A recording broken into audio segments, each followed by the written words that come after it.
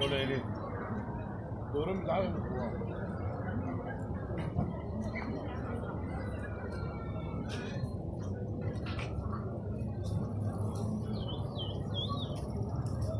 سامر عند سامر كان نصب عليهم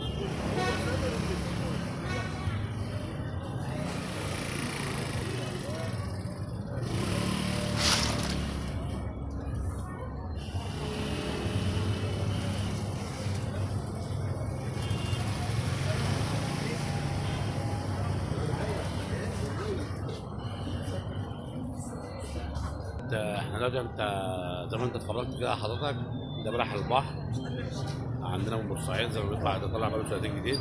طبعا دي الجلاجولا اللي بيسلوها وبيعملوها الاسماعيليه، بياخدوها من عندنا من هنا بيعملوها لغز، بيسلوها ويطلعوها يجففوها. دي الجلاجولا بتتشوى.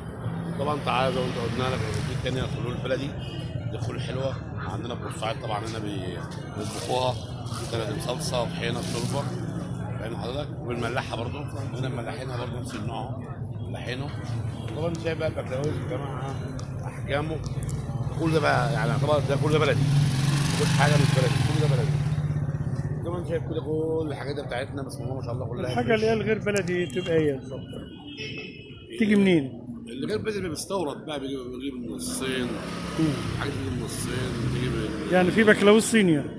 لا بكلاوي من الصيني، يعني بكلاوي من الصيني. كان في لونه اصفر بيجي لا زمان. الاصفر دوت بكلاوي بيبقى من السويس، بيسموه جندفلي.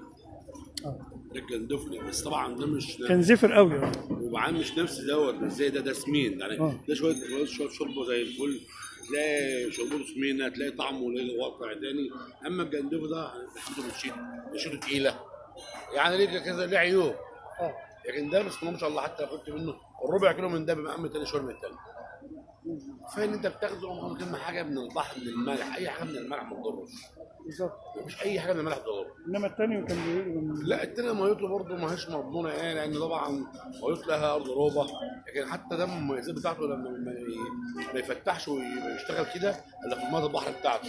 لو عملت له ميه وملح عملت له اي حاجه ما يفتحش. يعني دي مميزات في البلدي، ما يحبش الا ارض حياته. لكن التانية ميه وملح اي حاجه مش طعم. ماشي. اشتغلتها دي امتى يا ريس؟ يعني زمان دي الشغله؟ من السنين. احنا من هنا طبعا، لان انا اصلا ابويا صياد وعمامي صيادين واولاد عمامي صيادين. فطبعا احنا جينا، اهلي جم هنا اساسا اشتغلوا في الصيد، صيد من خلول. حد طبعا كلهم توفاهم الله، طبعا ما عادش حد جم كلهم الله يرحمهم. كان عمامي طبعا بدأوا بنشتغل نظام صيادين. لسه الناس بتحب الحاجات دي طبعا ده اصلا ده حياه البورسعيديه. لقمه الصدفه عامه، المأكولات البحريه ديت اساس البورسعيديه، يعني لازم يبقى العشاء الساعه. دلوقتي بياخدوه غدا، وفي رمضان بياخدوه فطار.